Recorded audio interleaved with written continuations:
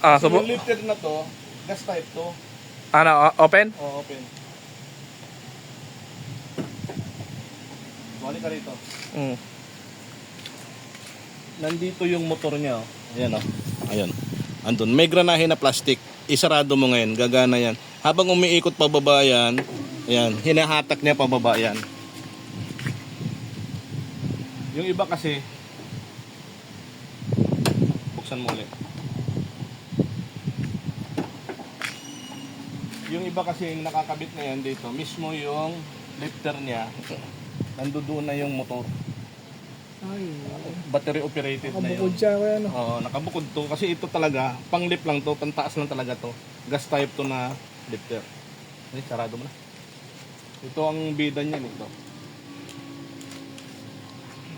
Pero mo yung isip ng tao, ano, isip ng mga Hapon, ano, lulupit. So yun na lang, yung angle sensor na natin, subukan natin ipalain to. Pag nawala, okay. Pag hindi, papalitan yung buong steering niya kasi yung buong steering nito eh, ano, na-repair na to eh.